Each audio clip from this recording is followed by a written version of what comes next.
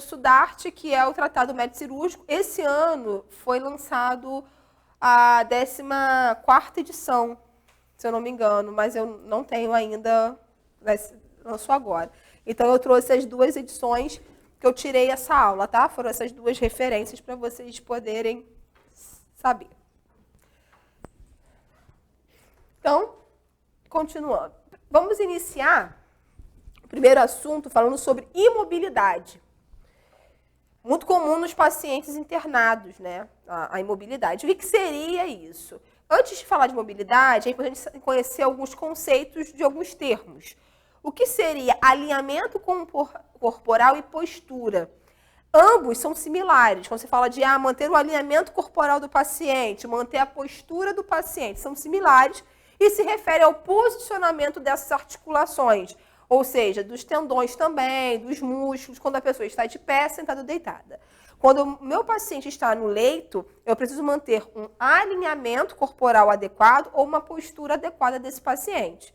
Mesmo ele no leito, eu preciso botar coxins, travesseiros, manter a cabeceira de uma forma alinhada. Eu nem perguntei para vocês trabalham na área mesmo de enfermagem, como técnicos, ou trabalham ou acabaram de terminar o curso? Todos trabalham. Acabou de terminar o curso, já trabalhou em algum local, mas só fez estágios. Você trabalha em qual área? Só parte de curativos? No home care, aí você pega tudo e mais alguma coisa? Saindo agora. Estou pedindo demissão. Ai, meu Deus! E você já trabalha na área? Não, não trabalhei agora no momento, não. Mas trabalhou em qual área? No hospital? Foi no hospital? Foi. Trabalhei no último, foi que no hospital de clínica de Niterói. Entendi. Então, é que agora essa aula de fundamentos ela é geral, né? Assim, a gente vai ver um pouco de tudo dentro da parte de fundamentos de enfermagem. E aí, o alinhamento corporal significa que o centro da gravidade está estável. Então, quando a gente não mantém esse equilíbrio adequado, a gente traz ameaças tanto para esse paciente quanto para a gente também. Até porque, assim, quando eu falo de alinhamento corporal, não é só do paciente, não, é do profissional de saúde. Porque o técnico ou o enfermeiro, quando ele vai pegar um paciente, se a gente não tiver um alinhamento, a gente vai depois ter vários problemas sérios na nossa lombar, né? A gente pode ter risco de queda. Então, tanto o paciente quanto o profissional, para segurança, ele precisa manter um bom alinhamento, tá? E aí, um outro conceito importante quando a gente fala de mobilidade é a questão de atrito. Atrito nada mais é essa força que ocorre no sentido oposto do movimento. Então, quando eu tenho um paciente acamado, que eu tenho que arrastar ele, esse arrastar vai fazer um atrito. E fazendo o atrito, vai se tornar mais pesado ainda esse paciente, ou vai ser mais difícil ainda fazer a mobilidade desse paciente. Por isso que a gente tem esses, né, os traçados ou lençóis móveis, que é o nome dado àquele lençol que fica nessa posição no paciente, que não é só para proteger o oleado, porque o paciente tem fralda. Esse lençol é um lençol, como fala também, lençol móvel, porque ele ajuda a fazer as mudanças de decúbito. Que, embora algumas pessoas acabam não utilizando ele para fazer essa mobilidade. Porque quando você pega de um lado e o seu colega pega do outro e juntos fazem levanta, você tira o paciente dessa zona de atrito, porque você levanta e você consegue fazer essa mobilidade. Então, o ideal é você sempre estar utilizando um lençol móvel para evitar fazer esse atrito. Até porque, quando você faz qualquer força contra a pele de uma pessoa, você pode estar removendo, né, essa pele, que seria o cisalhamento. Então, o que é o cisalhamento? É a força exercida contra a pele enquanto ela permanece estacionária e a estrutura se move é denominado cisalhamento. O cisalhamento, ele pode vir a formar uma lesão. Então, a gente precisa evitar puxar o paciente pelo um pé só, pelo um braço só, puxar ele para fazer esse atrito na cama, sempre precisar o lençol móvel para fazer suas mudanças de decúbito. A mobilidade nada mais é que essa capacidade do paciente se movimentar livremente. E a imobilidade é a incapacidade de fazer isso. Muitas vezes, nós precisamos estimular a mobilidade ativa do paciente. Seu fulano, levanta do leito, levanta da cadeira, ou seja, estimular isso, porque se não deixar, ele vai ficar lá prostrado. Mas outras vezes nós temos também uma modalidade passiva, que é quando a gente faz pelo paciente. Então, quando a gente levanta essa perna, a gente levanta esse braço, a gente muda o decúbito, é uma modalidade passiva. Que se nós não fizermos, vai ter consequências muito ruins para esse paciente. Qual a diferença entre repouso no leito e paciente acamado? Vocês têm uma noção? Você fala assim, o paciente está acamado ou o paciente está em repouso no leito. Acamado é que ele tem uma condição física ou até patológica que não faz com que ele não consiga andar. Uma força muscular diminuída, ou por uma alteração óssea, ou por uma própria fraqueza mesmo, ele não consegue sair do leito. O repouso no leito é uma intervenção. O repouso no leito é uma intervenção que restringe esse paciente nesse leito. Ele pode andar normalmente, porque ele tem uma força motora, ele consegue deambular, mas por uma condição clínica do paciente, ele precisa ficar em repouso no leito por ser uma intervenção. Então, é um paciente muito dispineico, um paciente com uma dispneia, uma falta de ar imensa, que você sabe que se ele levantar, vai piorar esse quadro clínico. Então, você mantém ele em repouso no leito, porque ele precisa melhorar esse quadro respiratório. Um paciente que tem uma suspeita de trombose, você mantém ele no repouso no leito, porque ele iniciou uma terapia, né, que pode romper esse trombo, então ele não pode ficar andando porque ele está iniciando uma terapêutica. Então, o repouso no leito, ele é uma intervenção que restringe esse paciente no leito. Tá? O termo atrofia por desuso é um outro termo muito utilizado na questão da imobilidade, que ele descreve essa tendência das células e dos tecidos para diminuir em tamanho e função. Então, muitos pacientes estão muito tempo num repouso no leito prolongado ou que estão acamados, seja por uma condição física, né, ou por um trauma, ou porque imobilizaram também uma parte. Se for ver se quem já engessou algum membro, quando tira esse gesso, como é que fica esse membro? Ele fica reduzido, ele fica com uma força muscular diminuída, porque ele entra numa atrofia por desuso. Por eu não usar esse membro, ele acaba atrofiando. Então, uma coisa é quando você tem um braço quebrado que você engessa. E quando você tira o gesso, ele vai ficar aquele braço com uma força reduzida. Imagine seu corpo todo imóvel e, de repente, você tem que voltar a andar. Por isso, essas novelas da Globo me deixam muito, assim, né? Nossa, que milagre é esse? 20 anos em coma e quando a mulher volta do coma, tá linda, bela, formosa, andando, né? Eu não aguento, né? Ou tem filho, tá amado. Pois é. Mas, assim, tem uma novela que foi, cara, não, obrigada, que ela ficou não sei quantos anos em coma, já é antiga. E ela sai do leito andando, né, com nenhuma atrofia, né, nem nada, porque a pessoa sai muito debilitada pela questão simplesmente por estar acamada. Quando o paciente está imóvel, frequentemente seu corpo excreta mais nitrogênio. Isso aí acontece muito. Então, se eu estou parada, não estou, né? Claro, a gente não é parado dormindo, descansando uma tarde. Não, eu estou muito tempo prolongado nessa imobilidade. Você excreta mais nitrogênio. O que é essa excreção de nitrogênio? É esse produto final da quebra dos aminoácidos. Então, ele excreta mais nitrogênio do que ele ingere proteínas. E aí, com isso, eu tenho mais excreção de nitrogênio e menos ingestão de proteínas.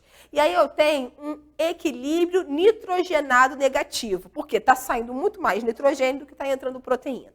Isso faz com que o paciente perca muito peso, o paciente ele tem uma menor massa muscular, ele tem uma fraqueza, então ele entra num catabolismo tecidual, ou seja, começa a decompor esses tecidos. Por isso que o paciente emagrece muito, ele fica muito enfraquecido, às vezes ele começa a ter até enrijece mesmo, né, essas articulações, ele começa a adotar uma postura que não é boa. Outra alteração metabólica muito associada à imobilidade é a hipercalcemia. Calcemia vem de cálcio. O paciente que está há muito tempo imóvel, ele começa a ter um aumento de cálcio e com isso, porque o que acontece? Os ossos começam a ficar fracos. O cálcio é para estar dentro dos ossos. Só que como que acontece isso? Começa a perder cálcio dos ossos, ele começa a ir para a corrente sanguínea. Por isso tem uma hipercalcemia. Não é para estar na corrente sanguínea o cálcio, está dentro dos ossos. Mas com a imobilidade por muito tempo, os ossos começam a ficar enfraquecidos, começa a ter quebras de ossos, fragilidade, esse cálcio começa a sair dos ossos e ir para a corrente sanguínea. E aí eu tenho um distúrbio chamado hipercalcemia. Entenderam isso? O lugar de cálcio não é na corrente sanguínea, é dentro do osso. Mas por essas questões, né, de imobilidade, você acaba fazendo com que o paciente tenha esse aumento do cálcio. As fraturas patológicas ocorrem se a reabsorção do cálcio continuar enquanto o paciente permanecer em repouso no leito ou continuar imóvel. Aí tem outro problema. Além desse distúrbio eletrolítico, que seria da hipercalcemia, como está frágil esses ossos, se eu só de puxar um paciente, eu posso fazer uma fratura, porque esses ossos estão enfraquecidos. Por isso a importância de quando você mobilizar um paciente muito tempo acamado, ter o cuidado de mover em blocos, não puxar de um lado só, pedir ajuda. Existe a lei da questão óssea. Um paciente com tempo imóvel, ele tem dificuldade na defecação, ou seja, um paciente que tem constipação. Ele pode ficar um tempo constipado, porque esse sistema gastrointestinal dele está mais lento. E aí, o que pode acontecer? Ele pode ter, embora a pseudodiarreia. O que é pseudodiarreia? É um paciente que você está achando que está com diarreia, fezes muito líquidas, mas na verdade não. Ele está com uma impactação fecal, que é acúmulo de fezes endurecidas, e isso, se não for tratado, vai causar uma diarreia, mas que vai piorar cada vez mais o quadro, até ele ter realmente uma parada dessa parte intestinal. Então, muito comum um paciente muito tempo acamado ter fecaloma. O que é fecaloma? Fezes endurecidas. E aí é necessário retirar de forma digital essas fezes, não adianta só fazer o clisté e estar avaliando. Por isso, o paciente acamado, a gente tem que se preocupar com como é que está a evacuação dele. E não só se está evacuando ou não, mas também perguntar como é que está a consistência, avaliar a consistência, se está dura, se está pastosa.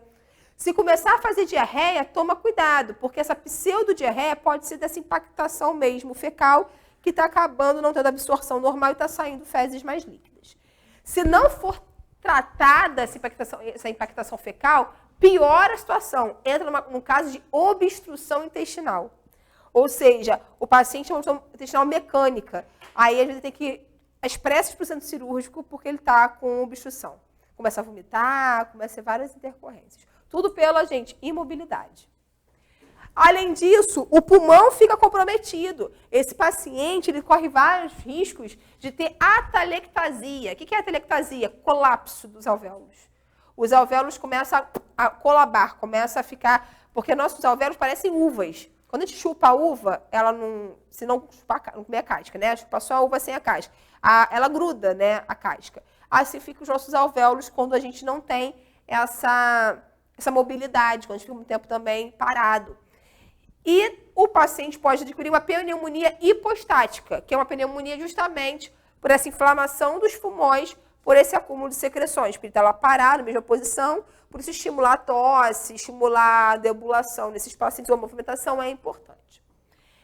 Hipotensão ortostática é uma outra alteração que o paciente imóvel ele pode ter. É uma queda da pressão arterial acima de 20 milímetros de mercúrio na pressão sistólica ou 10 na diastólica. Geralmente, quando ele muda de posição, pode ser da sentada para deitar, da sentada para em pé, ou até mesmo quando ele levanta aquela cabeceira, às vezes ele tem uma posição mais decúbito dorsal, quando você levanta para uma folha, semifolha, ele pode começar também a ter essas tonturas. Então, por exemplo, o paciente está acamado, vai para o banheiro, toma cuidado, porque ele pode ter uma síncope, ele pode cair por conta de uma hipotensão ortostática, pela essa mudança de decúbito. O sistema sanguíneo dele, uma outra coisa que prejudica esse paciente, trombo. O paciente muito acamado, ele tem um grande risco de acúmulo de plaquetas. Plaqueta, fibrina, vascularização, que vai formar um trombo. Então, um trombo nada mais é que esse acúmulo de tudo isso. Plaquetas, fibrina, fatores de coagulação, elementos celulares. Por isso, o paciente que fica, por exemplo, no CTI muito tempo, ele faz o Clexane, que é um anticoagulante, justamente para não fazer não formar, né, o trombo. O osso normal é essa falta e a osteoporose. Com a imobilização, você acaba tendo um osso menos denso, né, e até pode causar uma osteoporose por desuso, por justamente você não estar usando aquele osso, e aí você tem todas essas alterações. Queda plantar. A queda plantar é quando o paciente faz isso só com o pé, é o pé de bailarina. Então, a gente tem que sempre estar impedindo que não aconteça isso. Porque quando o paciente é acamado, acontece a flexão plantar, ou a queda plantar, mais difícil ele voltar a andar. Porque ele não vai ter mais esse movimento aqui de andar. Ele vai ter essa queda, então a reabilitação dele vai ser muito pior na hora de andar. Então, qual é a nossa prevenção? Prevenir, junto com a fisioterapia, a queda plantar desse paciente. Urina desse paciente. A urina formada pelo rim precisa estar na bexiga sem a ajuda da gravidade.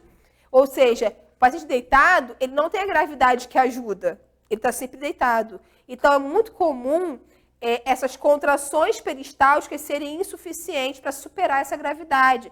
Então, sempre vai ficar um pouquinho de urina, que a gente chama de estase urinária, que é parada de urina, nesse caminho aqui, ou do ureter, ou da própria bexiga, e isso aumenta infecções do trato urinário, assim como cálculos renais. Por quê? Imagine você urinar sempre deitado. Você não vai ter essa gravidade para ajudar.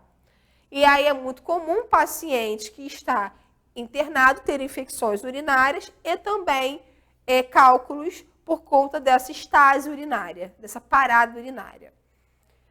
Lesão por pressão. É uma das mais comuns também que acontece, né, de problemas de paciente com imobilidade. A lesão por pressão é esse comprometimento da pele, né? Porque está chegando menos suprimento sanguíneo para aquele tecido, ou por conta de um atrito mesmo, ou de uma proeminência óssea que está ali e faz essa lesão.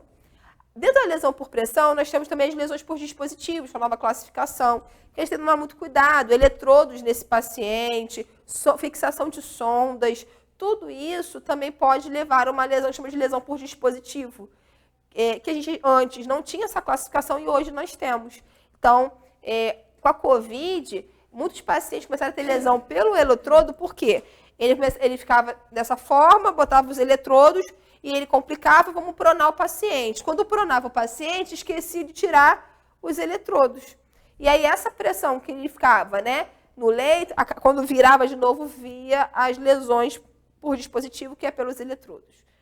Não só isso, a gente tem lesões por esparadrapo, a gente tem sondas, tudo isso causa, não só nasointeral, mas às vezes sondas vesicais, que podem causar lesão por dispositivo. O paciente com restrição de mobilidade pode ter alguma depressão. Então, além das questões físicas, a questão da saúde mental é muito importante, porque ele pode entrar num quadro depressivo por conta dessa imobilidade, isolamento, tudo isso.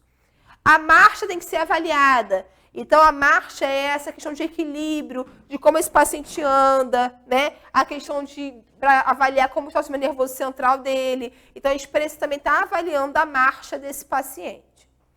Antes de abaixar a cabeceira, antes, né, de colocar na horizontal esse paciente, sempre vai em conta as sondas, os drenos e os equipamentos, para você não desconectar, você não puxar. Então, vai levantar a grade da cama, ver se não tem nada ali para que não vá pinçar. Se você vai mudar para o decúbito, tem que ir também clampear a sonda, botar para cima, virar, tomar cuidado com o dreno, você vai passar de uma cama para a maca, tem que tomar cuidado. Então, quando você for mobilizar esse paciente, nunca esquecer dos drenos, sondas ou qualquer outro tipo de equipos, né? Ajude o paciente a se mover da cama usando um lençol, que é aquela questão do lençol, do lençol móvel. Sempre precisar um lençol para estar ajudando a fazer esse movimento. Vamos agora para posições pré-exames, que seria um outro tópico da aula. A gente falou sobre mobilidade e agora posições para exame. Aqui eu trago algumas posições. Na apostila tem, né, pequenininho, mas para vocês verem, posição sentada, posição supina ou posição dorsal. Dorsal recumbente, o Potter traz essa classificação de dorsal recumbente, é quando você pode estar deitado, mas está com as perninhas flexionadas, mas ainda com os pés em cima. Existe alguma estrutura que fala de posição ginecológica também, né? Essa é litotômica. A ginecológica é quando você bota, e você, igual os pés, você mantém ainda, aqui é litotômica, quando você bota nas perneiras. A dorsal recumbente, essa aqui? Não, essa aqui é litotômica. Isso. Mas ela também pode ser chamada de ginecológica por algumas literaturas. Então, se vocês querem escrever na apostila, pode ser também chamada de ginecológica. Porque você vê assim, ó, você vê os pés e você tem um afastamento para poder avaliar a genitália, entendeu? Então, Potter chama de dorsal recumbente, mas vocês também podem ouvir falar de ginecológica. A litotômica é diferente, você usa as perneiras, tá vendo? Para realmente fazer uma exposição maior dessa região. Posição de cimes. A posição de cimes é uma posição que o paciente fica em decúbito lateral esquerdo, com uma perna flexionada. Geralmente é avaliação de retal, o próprio Clisté, né? Quando a gente fala, a gente utiliza a posição de cimes, que é uma posição onde você tem uma exposição maior dessa região perianal e anal. Então, é do lateral esquerdo com essa flexão de joelho. A posição ventral ou prona, né, que é de barriga para baixo. A posição lateral recumbente. Essa posição lateral recumbente é aquela de lado, mas você só flexiona um pouquinho. A de cima você tem uma flexão maior. A recumbente, algumas pessoas dormem assim, né, de ladinho com só um pouquinho, né, o joelho flexionado. Genopeitoral, para mim, acho que é a mais constrangedora, né, para o paciente ficar. E tomar cuidado também, que nem todo paciente consegue ficar nessa posição genopeitoral, que você fica, geralmente, avaliações proctológicas, você utiliza essa posição para estar avaliando. Mas ele fica na maca com essa exposição.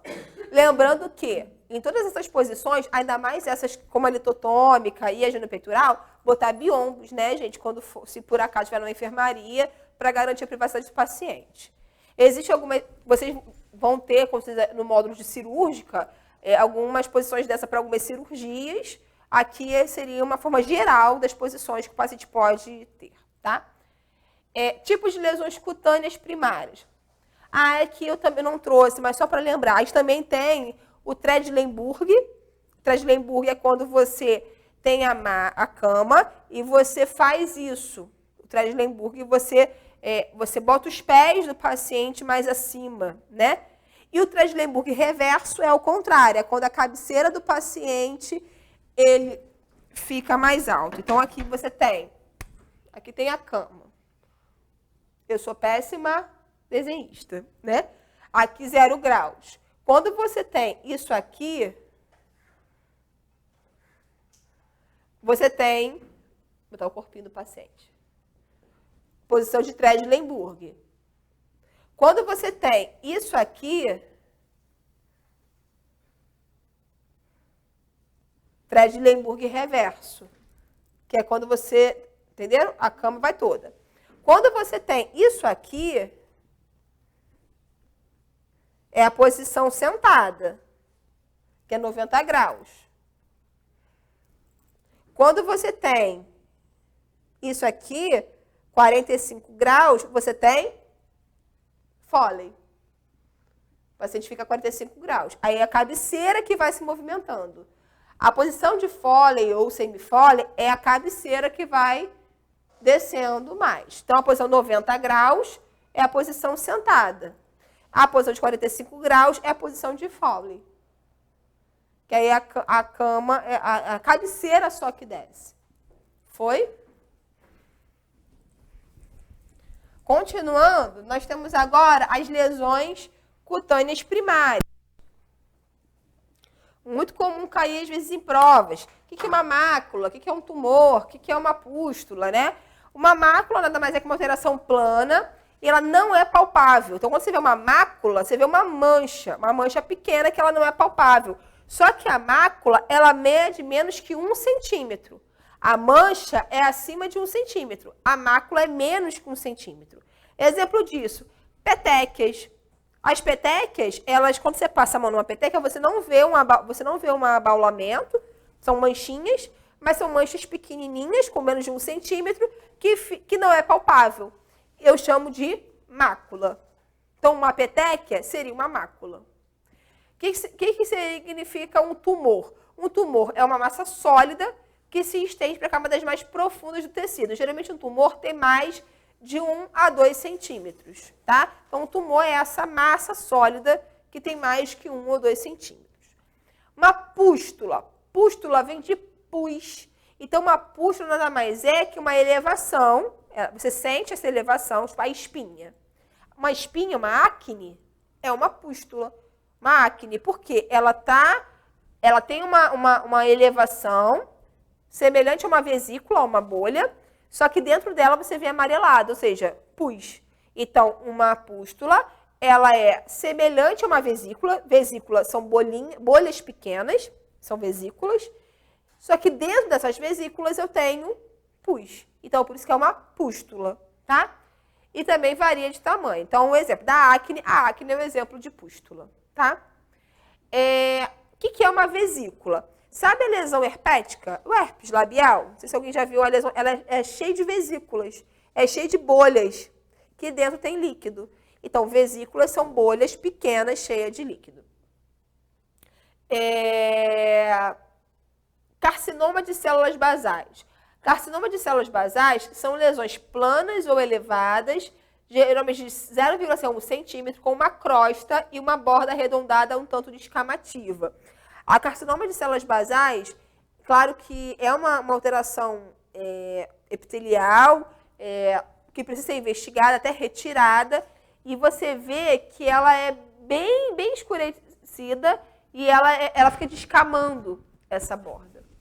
Carcinoma de células escamosas é uma lesão escamosa de 0,5 a 1,5, às vezes ulcerada ou com crosta. E o melanoma são lesões planas de 0,5 a 1 centímetro e cor marrom, aparece na pele exposta ou não ao sol, e a pigmentação é variada, bordas irregulares e margens distintas. Então, eu trouxe aqui o que o Porter vem trazendo sobre essas alterações. Aqui eu tenho uma imagem, deixa eu voltar, de uma pápula, que são bolinhas cheias de pus dentro, vesículas, que não teria pus, teria somente líquido, uma crosta.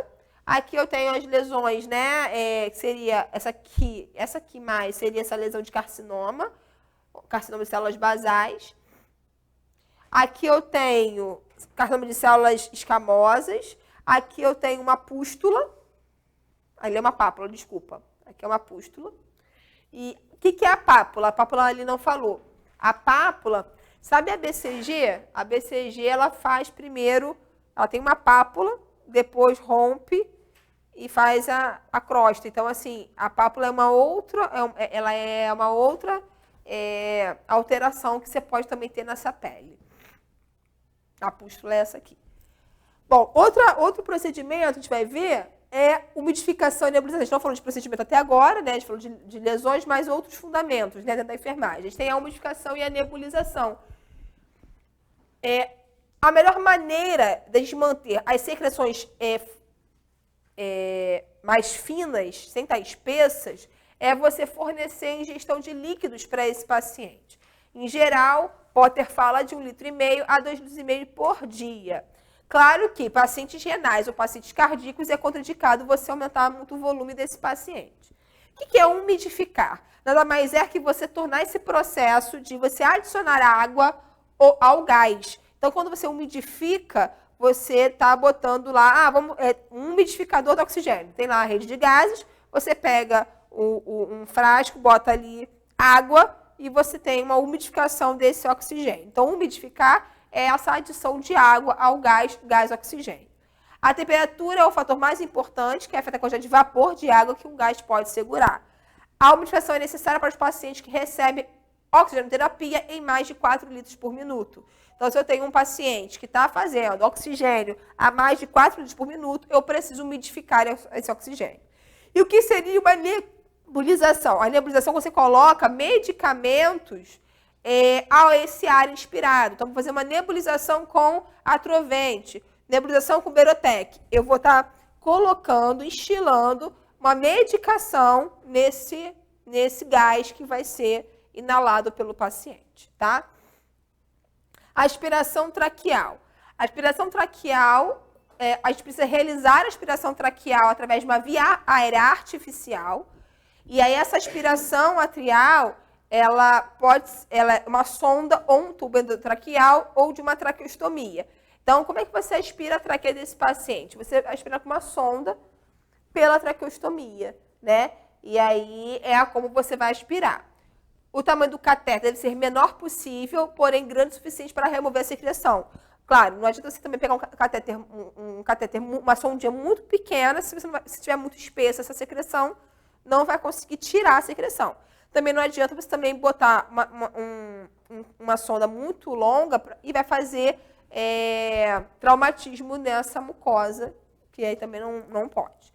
A recomendação é que tenha quase metade do diâmetro interno da sonda endotraqueal. Nunca pode aplicar pressão de aspiração ao introduzir o catéter. Se eu vou aspirar um paciente, e o técnico ele pode fazer aspiração sem ser paciente grave, pacientes ambulatoriais, ou quando o paciente está em home care, muitas vezes é o técnico que aspira, porque o próprio familiar pode.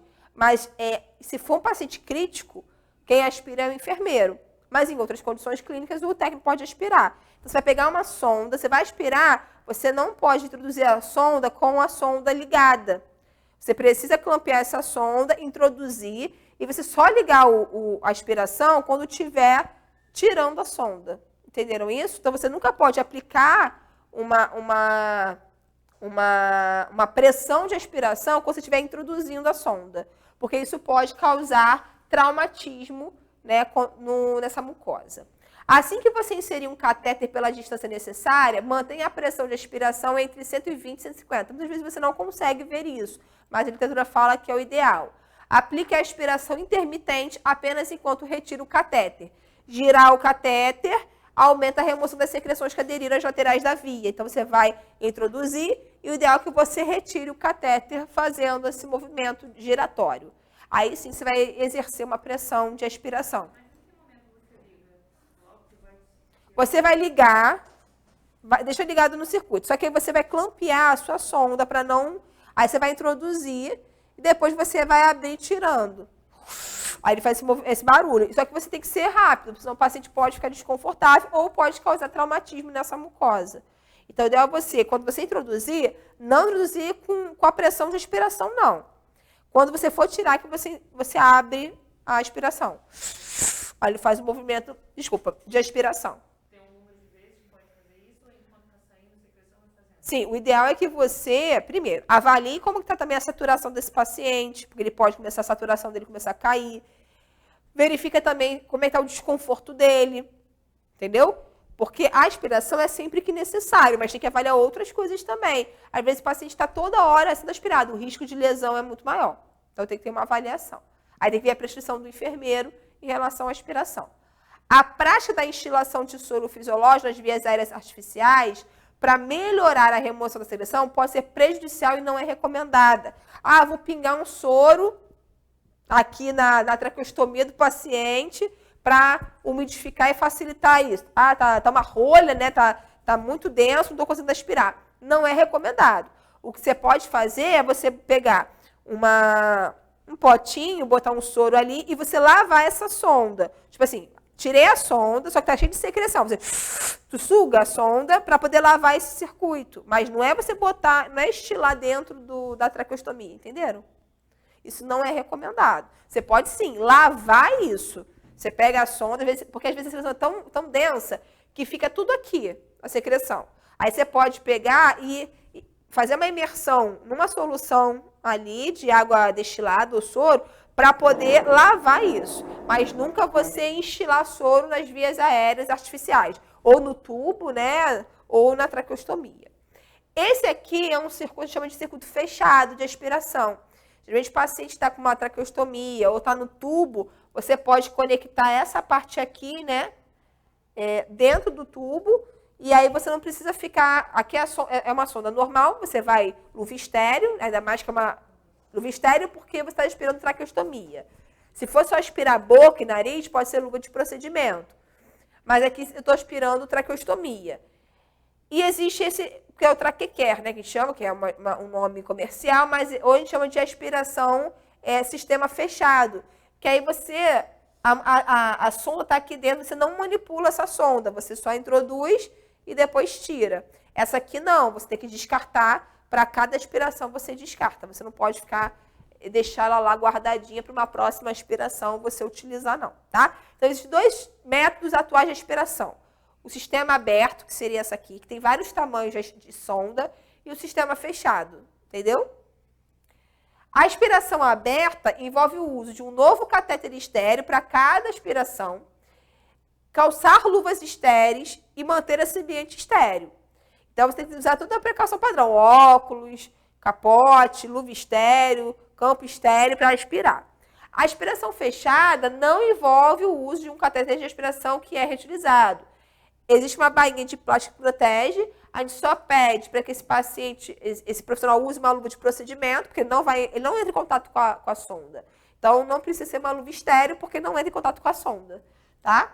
Geralmente, a aspiração fechada é mais frequente de pacientes que estão em ventilação mecânica invasiva, e embora luvas estéreis não sejam utilizadas, as luvas não estéreis são recomendadas para evitar contato com respingos de excreção corporal. Porque às vezes você vai fazer a aspiração, o paciente ele cospe, o paciente às vezes, é tanta secreção que às vezes pode cair no seu olho, por isso a importância de você usar o óculos de proteção ou a face shield. Luva para você não entrar em contato com essa secreção que pode ser expelida. Ele pode tossir e vir no seu rosto, tá? Então, aqui eu falei de aspiração traqueal, tá? Aqui vão ser eu dividi em vários pedacinhos, né? Cuidado com a traqueostomia. Então, como